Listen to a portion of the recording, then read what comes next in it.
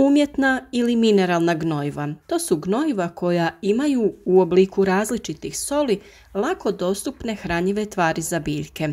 Dijele se na jednostavna i kombinirana gnojiva. Jednostavna sadrže samo jedan element, dok kombinirana imaju nekoliko različitih elemenata. Umjetna gnojiva se uglavnom koriste u poljoprivredi. S njima se povećava prinos na razini koje se sa prirodnim gnojivima ne može postići. Umjetna gnojiva imaju vrlo koncentrirane hranjive tvari koje su brzo i lako dostupne biljkama.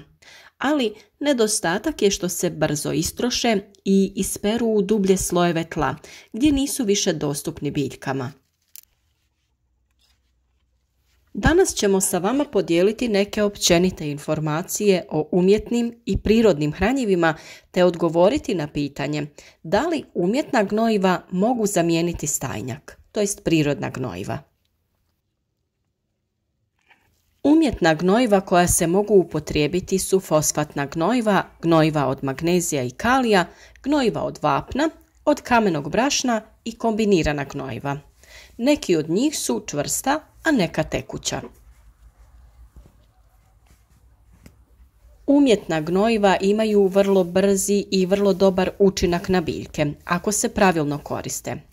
Ako koristite veće količine od propisane, onda možete čak i uništiti vaše biljke, to jest usjeve.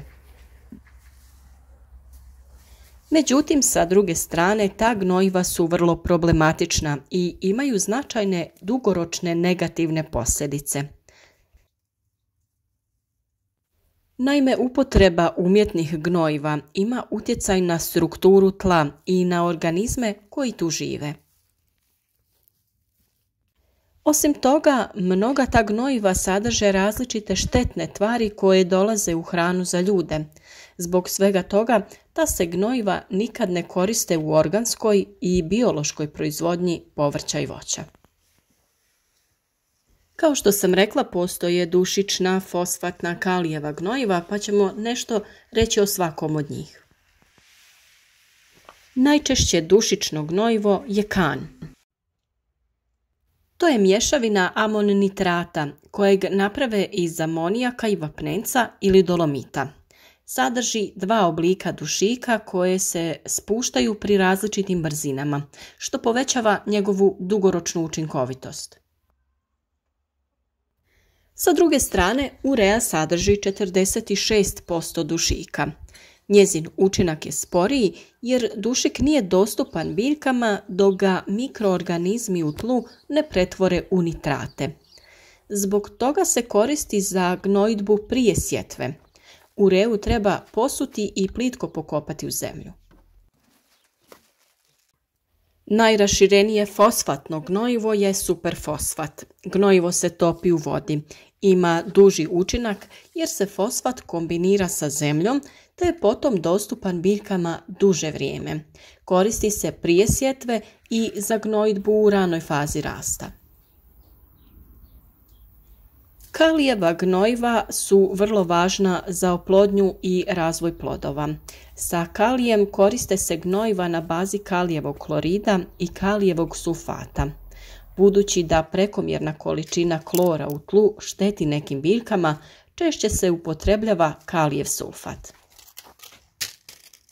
Postoje i NPK hranjiva koja sadrže određene hranjive elemente. Za one koji slučajno ne znaju, NPK predstavlja elemente dušik N, fosfor P i kalij K.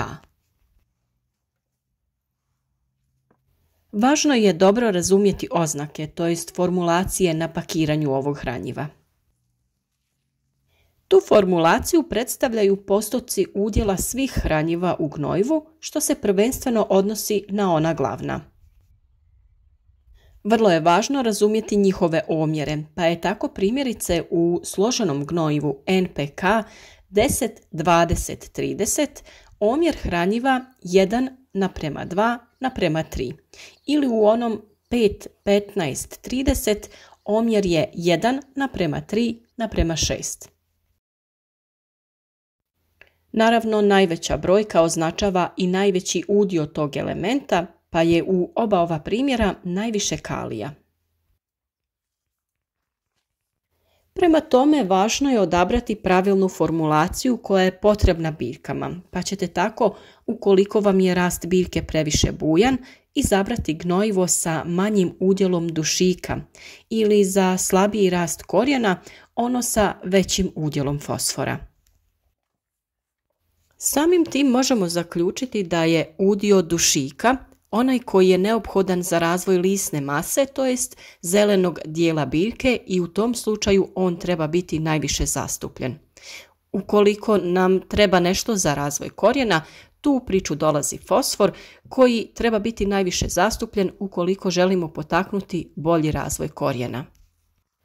A kada dođe vrijeme za plodonošenje i želimo potaknuti njihov razvoj, tada uzimamo ono hranjivo koje ima veći sadržaj kalija. Prema načinu proizvodnje, gnojiva se dijele na prirodna i umjetna. Prirodna su nastala prirodnim geološkim procesima te trošenjem, taloženjem i akumulacijom minerala, životinjskim izlučevinama i organskim tvarima prirodnog porijekla i u njih se ubrajaju organska gnojiva poput stajnjaka, komposta, zelene gnojidbe i sl. Umjetna ili sintetička gnojiva nastala su industrijskim procesima sinteze ili prerade sirovina, a radi čestih predrasuda zbog naziva umjetna zovemo ih još i mineralna gnojiva. U pogledu troškova, naravno, organska gnojiva su ekonomičnija za male vrtove. Primjenom organskog gnojiva, najčešće dobro fermentiranog stajnjaka, tlo postaje rahlije, prozračnije, bolja je propusnost za vodu, brže se zagrijava u proljeće jer bolje upija i provodi toplinu, što vrlo povoljno utječe na sam brži početni razvoj mlade biljke. Tlo koje je bogato organskim tvarima ima bolju mikrobiološku aktivnost. Koncentracija vode, suhe tvari, dušika, fosfora, kalija i niza mikroelemenata predstavlja nezamjenjivo i sasvim sigurno najstarije prirodno gnojivo stajnjak. Neraskidiva veza između stočarske i biljne proizvodnje je upravo stajnjak, čiji sastav ovisi o vrsti i starosti stoke, vrsti hranidbe, tehnologije uzgoja, vrste prostirke i sl. Stoga različite vrste stajnjaka, često poznate i kao domaća organska gnojiva, imaju i posebne karakteristike i prednosti. Najbolje ga je unijeti u tlo u jesen zaoravanjem. Međutim, ukoliko se to ne obavi, tada može i u proljeće, s tim da se koristi u količini od 25 do 40 kg na 10 metara kvadratnih. Ali ipak trebate znati da primjenom samo stajskog gnojiva ne osiguravate povrću dovoljnu količinu hranjiva, pa se uz gnojidbu stajnjakom obavezno primjenjuju i mineralna gnojiva. Samim tim možemo zaključiti da je neophodno kombinirati ova dva načina obogaćivanja tla.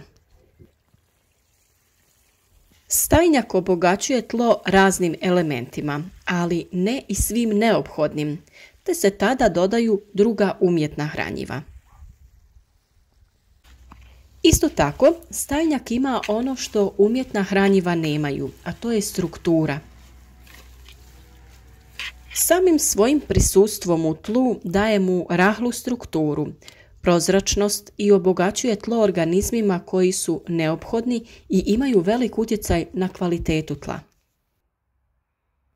Sve to je vrlo bitno izbalansirati kako bi imali zdrave, uhranjene i kvalitetne biljke, koje će naravno dati zdrave i brojne plodove.